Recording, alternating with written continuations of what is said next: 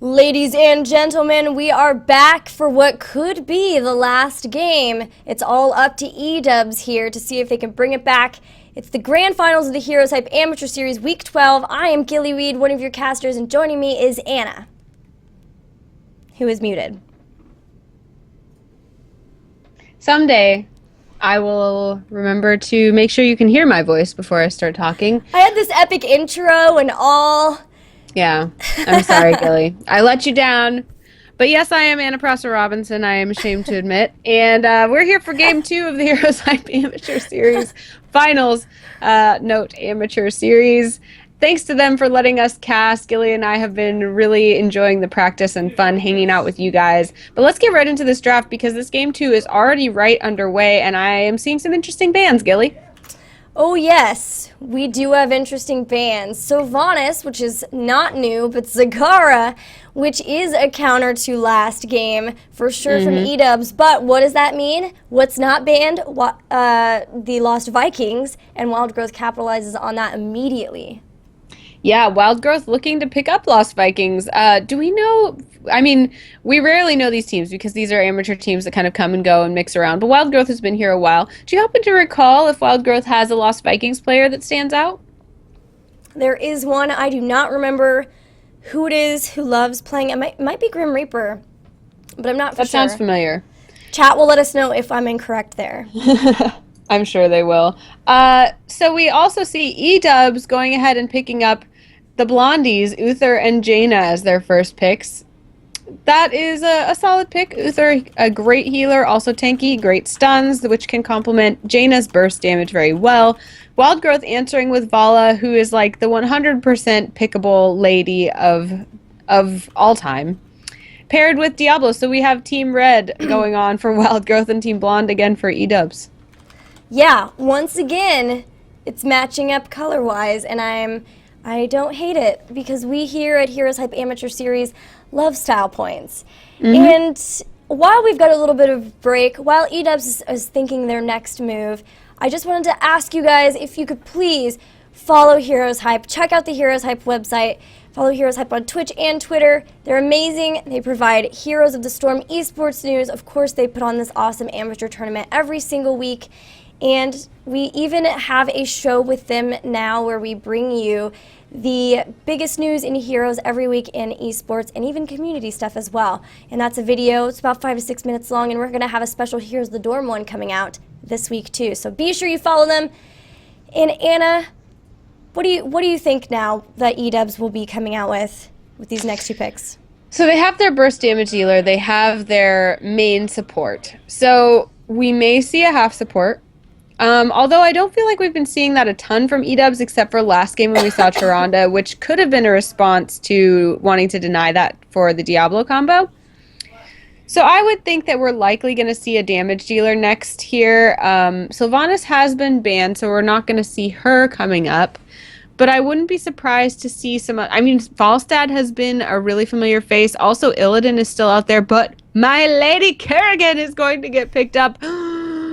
I love watching Kerrigan play, but I think personally that she's much stronger when you have somebody who can complement her. Like, I don't know. Could we have an Arthas? I would love to have an Arthas Kerrigan. I would love it. Still my beating heart. That would be awesome. Kerrigan is awesome on this map too. Tomb of the Spider Queen. I don't think we've had a match on this map yet, but it's very small, close quarters, dark.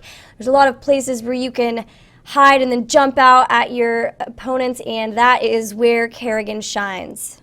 I'll be interested to see how they're using her, and she definitely can deal damage along with the best of them. Also a squishy, so needs to be protected a little bit and probably has to focus on being able to escape.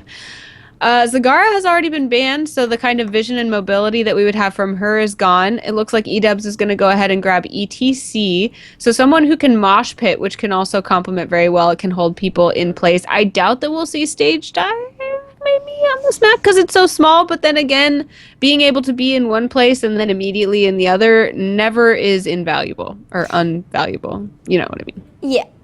Yes, I do, indeed. And I feel like on this map, we tend to see at least like a 50-50 in terms of mosh pit. On a lot of the other maps, it's generally been stage dive, but we still at least seeing mosh pit make an appearance here. And I've also been informed by most of chat, but also my good friend Blythawk, who is in chat, letting me know that Blythawk is the Lost Vikings player. Oh, my mistake, my good friend. It's all you. Sorry, Blythawk. It's all you. We are looking forward to it. And just to still all of your worries, we do have a very large delay on this stream, so don't worry. Being able to watch the stream for Blythawk is not going to be an advantage. Our teams probably don't tune into the stream while they're playing, but if they do, it would not be an advantage to them because there is quite a delay. Yes. We are now watching Wild Growth make their pick decisions.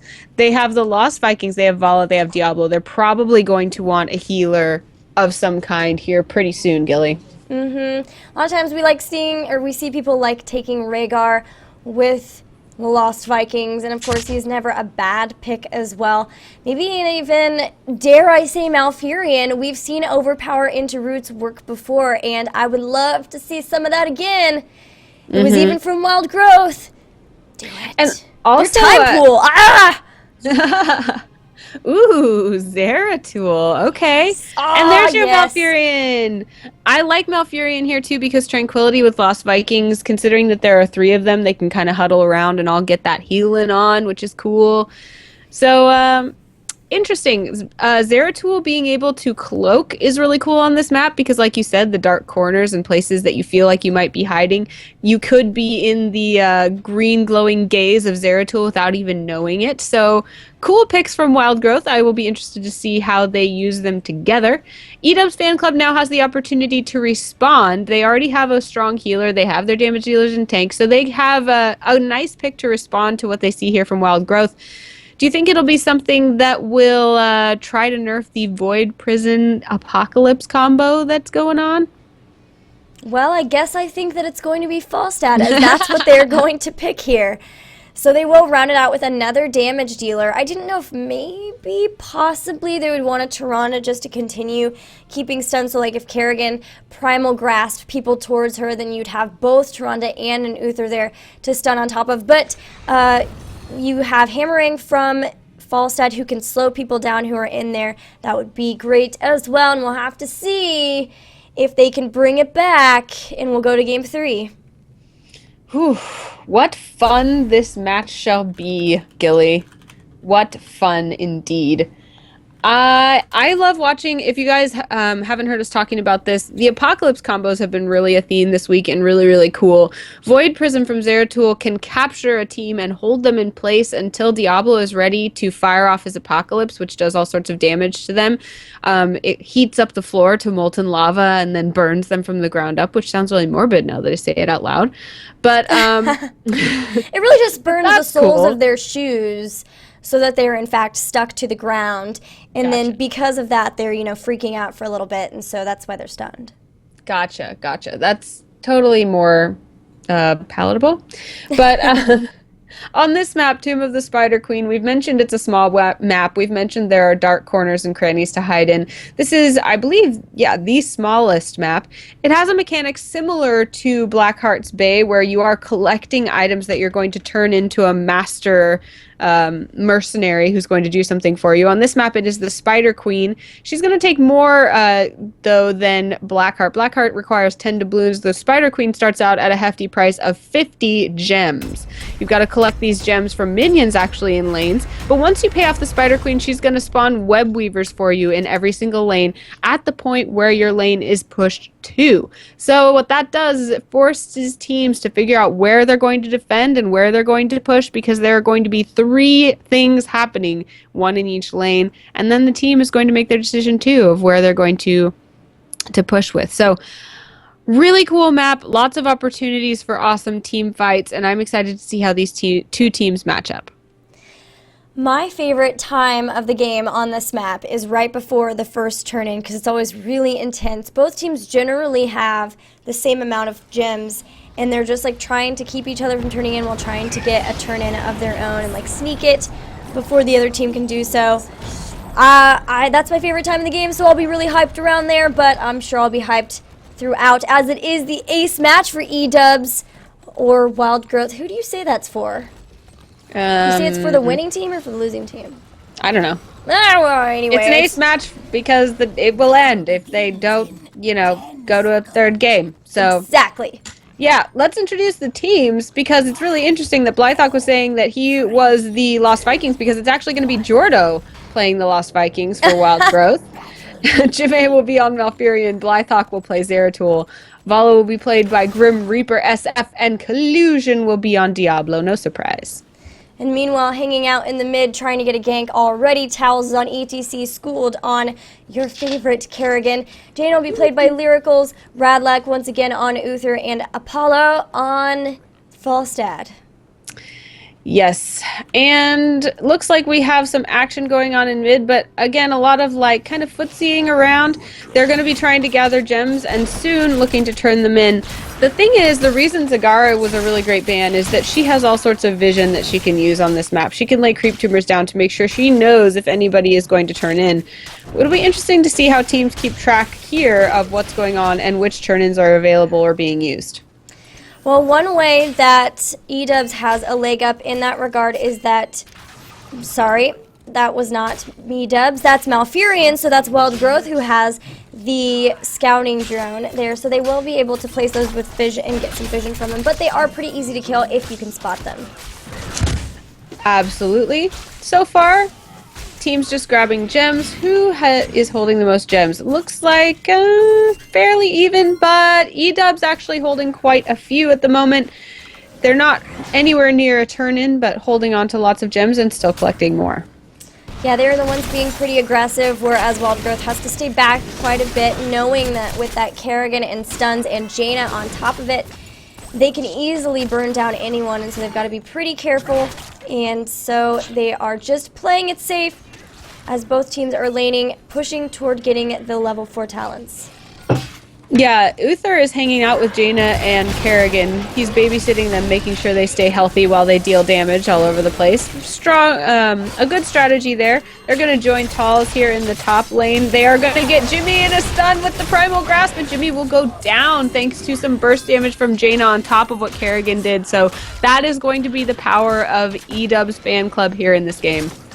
Yeah, Wild Growth thought they had picked up the ETC kill even with a great route on the ETC, but they weren't able to secure it, and in that time his team was able to come up and he had baited them out just enough so they were able to secure that kill, and that's given them a little bit of a lead here. They've picked up their level 4 talents, and we already see Envenom on Kerrigan. She's getting even scarier.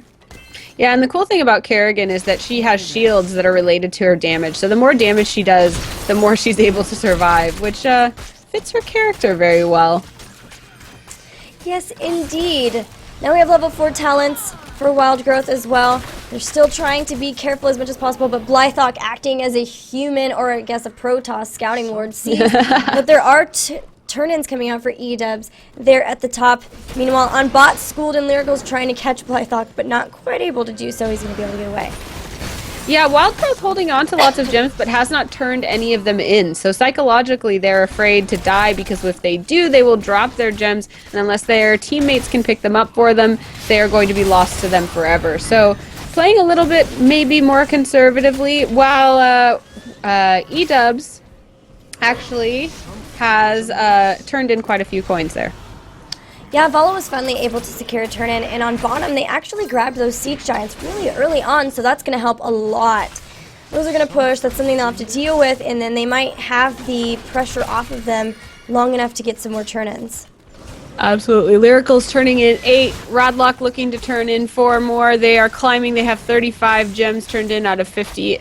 11 having been turned in now for Wild Growth, so they're not going to be left behind. This is still early game. We haven't even gotten to 4 minutes yet, and you've seen how we've talked about this amount of action. Collusion trying to get a turn in, but Kerrigan found him. Will she be able to stun? No, she misses her combo.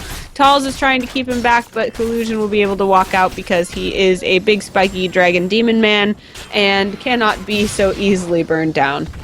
Collusion had an awesome avoidance of that pull from Kerrigan, and that was really, really cool to see him just slightly move away from that just in time. Now, Edubz, because they've had an experienced lead, throughout from a couple of kills are about to get level 7. Scold's jumping in. They would love to pick up Blythawk, and they're going to do so easily, landing that combo. And there he will go down, dropping quite a few gems. Blythawk actually protecting here, not letting Jordo or Jimmy come and pick these up. It's important to remember that you can't grab your opponent's gems, but you can stop them from picking them up, and they will disappear after a short time. The first turn-in will go to Edubz. The Web Weavers will spawn for them, and here in the mid lane, the Web Weaver will spawn quite close to the wall. In the top lane, it's going to be a lot farther back, and in the bottom lane, about middle, but the mid lane is where they chose to push, which is a great idea. 3 members of Edubz will be following this Web Weaver in, and Grim Reaper and Jimmy will have to defend their best while Edubz rotates down now to help the bottom Web Weaver. Yeah, often when you have these first Web Weavers, you won't see people try to push too far in to get a fort. They'll just be really content to pick up the towers and the gate as well. This gives them an experience lead, but without having to commit too far in, because you can always round and surround him really easily and put that up. Tal's getting overpowered into his own turrets, but they're out of ammo. Can't really do too much damage there, and now everyone's jumping in. They really want to collect Collusion because he has a ton of coins, and they will do so. And now Grim Reaper can't get in there. There are so many gems there on the map. They can't get. Grim Reaper does get them, but can he get away with them? He's gonna vault. No, he will not. Kerrigan's Primal Grasp does manage to grab there, although it again missed Diablo, so Diablo understanding how to kind of move out of the way of that, but those gems will be denied. And as we can see, Edubz Fan Club is carrying quite a few gems, so they're going to try to get out while they can with their pockets full and hopefully grab a quick little turn-in ski here so that they can put them in the bank of the Spider Queen. Man, those were a lot of gems, unfortunately, to lose. Now Falstad's turning in, and so will Tells, and this is going to push them already ahead once again. And one thing you do not want is to have 2 Web Weavers push on you in a row. That's really, really damaging. That's where you start losing those big structures. And also, Apollo getting very low. Blythawk and Jordo trying to engage there with the Vikings will be able to catch him. It's a really good play there. Vikings, of course, you can be really aggressive because if you lose one, they only give you a quarter of a kill. But level 10 here for Edubz. What heroics did they pick up? Let's check it out. It looks like Kerrigan will be taking Maelstrom, Divine Shield from Uther, which will likely be used on the Kerrigan with that Maelstrom. Very, very strong. Mosh Pit for ETC will hold people in place. Water Elemental for Jaina, and Hinterland Blast, of course, from Falstad, looking to do even more damage.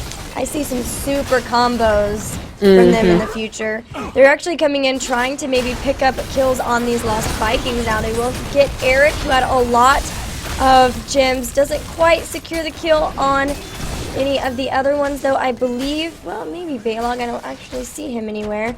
Yep, they do grab him as well. They wanted to come for this keep, or this fort, but won't do so. Now level 10 he is here for Wild Growth, and they picked up Raid of Vengeance, Void Prison, Apocalypse, Longboat Raid, and Tranquility. So we may see that Void Prison Apocalypse come into play now, but that's if Diablo and Zeratul can get in a good position around Edubz. So far, that has not been the case.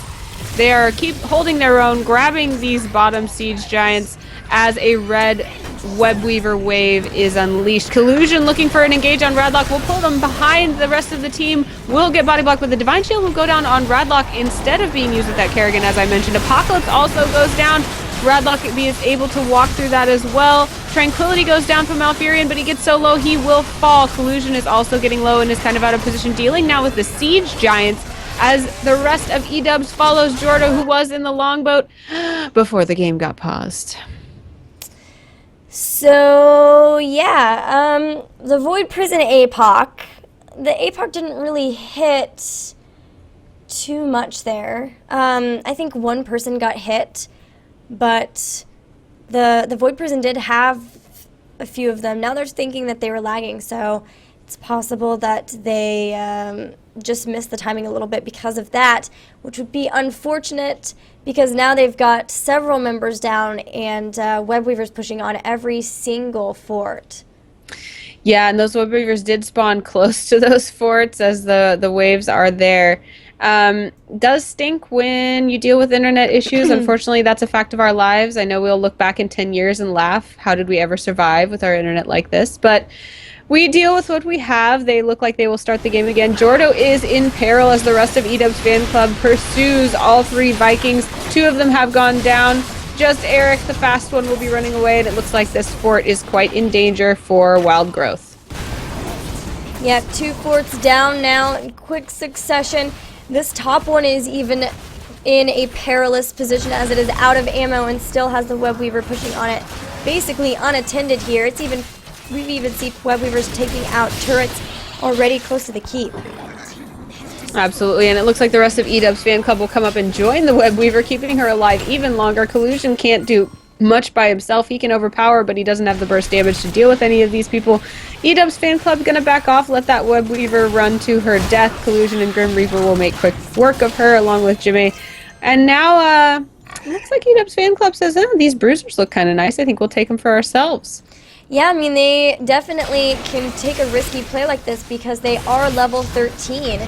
And Wild Growth is going to say, yeah, okay, you can have those. We don't have those talents yet, and so they're just going to try to push back their lanes wherever they possibly can, grab what precious gems they can as well. They would love a turn-in, and this is a really good time to do so because everyone was engaged. So Blythawk is going to come over here, maybe try to turn in. Nope, he's going to leave because there is a push already. Edubz is not letting up an inch. It's really interesting because we have the Lost Vikings here, but they've mostly been playing grouped up. There goes the Apocalypse, but doesn't quite really get anyone, Gilly. That was an amazing ice block by Lyricals. Saved the day there, and then Divine shielded, and during all that time, they purposefully were trying to go after that Kerrigan Jaina. They said, we gotta just take out the Kerrigan and Jaina, and they had them perfectly in the Void Prison, but the ice block, such a great pickup here at level 13 for Jaina, knowing that they'd be going after them like that was so good. They both stayed alive, and now so many heroes are down for Wild Growth. This keep is going to go down. They're pushing toward level 15. Now they've got it, and Wild Growth still not with level 13.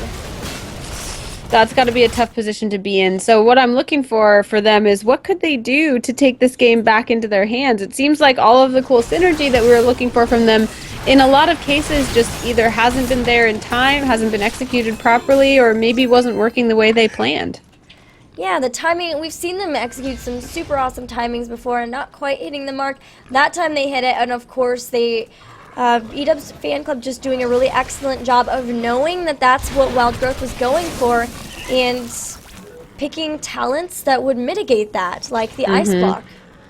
Yeah, and it looks like we'll see more gems be turned in on behalf of Edubz fan club. Right now, the price for them is 60 because they've had so many turn-ins, and we actually still only have 11 out of 50 gems turned in for Wild Growth. That's all they have managed to turn in this entire game. And because they've died so much too, they don't even really have very many on them. So Edubz is just completely controlling this map. I think before long we're even going to see them start heading for that boss. Yeah, and the thing is, I mean, we saw 30 coins, or 30 gems, excuse me, get dropped, like you said, when, I can't remember who it was that went down, but Blythawk is now holding 34, that stealthy Zeratul, and was looking for a place to turn in, but now that Edubz fan club has turned in, he will not be able to turn those in for quite some time, so if he engages and dies, like is what is happening right now, those 34 coins will be lost forever! Oh, he drops a Void Prison, but dies still as well. Towel's getting very low, but just gets Divine shielded, and now he's completely fine again. School drops the Maelstrom. Jimmy does Ice Block, so he avoids the damage from the Hinterland Blast, but won't be able to avoid it forever as he will go down. ETC is down. They've gotten a kill on somebody from Edubz, but Vikings are going down left and right. And there's 4 heroes still up on the side of Edubz. They had level 16 talents. There's 3 levels up on their opponents. Wild Growth is losing a lot more structures here before they're all back up. Something interesting in that fight was that the Web Weavers were fighting on the side of Edubz fan club and actually contributed to that team fight. So a well-timed engagement there for them. Oh man, yeah. It was just really good placements for Edubz to fight within the reach of that. And there goes a second keep with minions in the middle already pushing straight toward the core. Here goes the last turret. moving toward the keep on bottom. Edubz is going to move away, get healthy. They were low from that fight, and they can still go up to the boss. They can go down and pick up giants. Wild Growth has to just push back minions from their base now. Yeah, they're not in a hurry, really, to do anything, Edubz Fan Club, because they do have such a solid momentum lead here. All 5 of them are going to go grab these Siege Giants. I wouldn't be surprised to see them take boss, although it looks like Wild Growth has designs on that boss as well, knowing that could give them a really big advantage if they could manage to take it. I think the window has closed for them, though, as they delayed just a moment, and now Edubz Fan Club is coming up to take their bruisers and is not far from that boss either. Yeah, I mean, Edubz doesn't even have a fort down, and there's only 1 keep left for Wild Growth. That just tells the tale here of how this has been going. School tried to go in, gonna get right back out. They are coming for this last keep. Yeah, they're definitely going to be looking for that Void Prison Apocalypse combo if they can get it this time, but it has not gone off yet. There hasn't been a perfect time. The Siege Giants are wailing on these structures, and Edubz Fan Club is staying well behind them, knowing that they don't want to get caught in that good wombo. Yeah, they've stayed really split so far, doing a great job of that. Zeratul blinked in, but immediately wormholed his way right back out.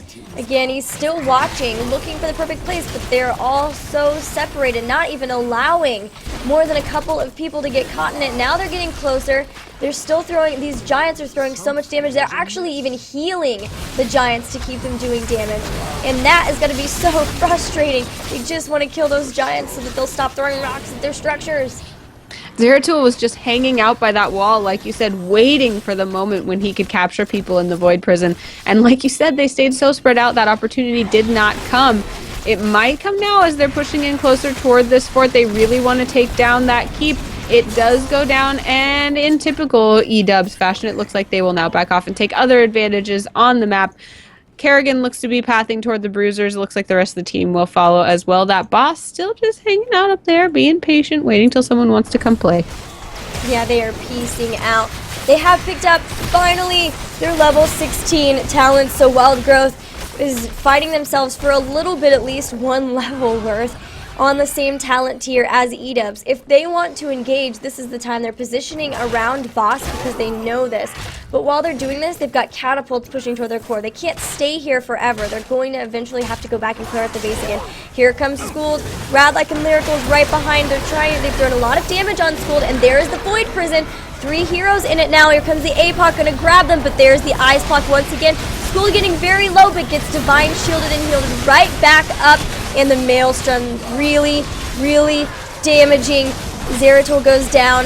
A good Ice Block from Malfurion will keep him alive, but unfortunately Vala was so far away, she couldn't get any heals. And now Vikings are going down. There goes Diablo. Poor Jimmy on Malfurion, the only one left, and this will be game. All of those gems just littering the battlefield. It is pretty impressive, and we know how great of a team Wild Growth is. It is really impressive that Edubz Fan Club managed to keep them to only 11 gems turned in this entire game. That was not one Webweaver spawned for Wild Growth during that game. That was just a completely different game. Man, that's just crazy. The change. Yeah, and I mean, looking at these 2 team compositions, when we were looking at this, we're saying, okay, the Wild Growth Zeratul Diablo combo is going to be really tough to beat. But we also can see that the amount of damage that's going to come out of two super strong damage dealers, 3 super strong damage dealers even, is going to be tough to keep from being a huge lead in the beginning. And that's what it was. It was a huge lead in the beginning that Wild Growth just couldn't get under control, and now that's going to tie the series 1-1. Yeah, man, great synergy from Kerrigan, Jaina, and Uther too. Like, Jaina was able to, it was obvious that they were targeting both Kerrigan and Jaina for a Void Prison Apocalypse, and every time they'd grab both of those in there. But where Jaina would instantly hit that improved Ice Block so that she could stay alive, Uther could throw the Divine Shield on Kerrigan as well and keep both of them up, and from there, what do they have left? Like, from there, they were already down in talents and in experience, and they were quickly taken out. And then every time Edubz could capitalize on it by pushing for a fort, pushing for a keep, and then eventually for core. Yeah, and also we saw a lot of patience too, where they had the momentum, but they were not willing to put themselves in harm's way and constantly, even when there weren't a whole lot of things to do on the map, falling back and just taking advantages, being patient. So really well played by Edubz fan club, and now we will go to a game 3 in the finals. Yes, we will. We're going to take a very quick break, guys, and when we come back, it's ace match for real this time, the real ace match. And we'll see you soon.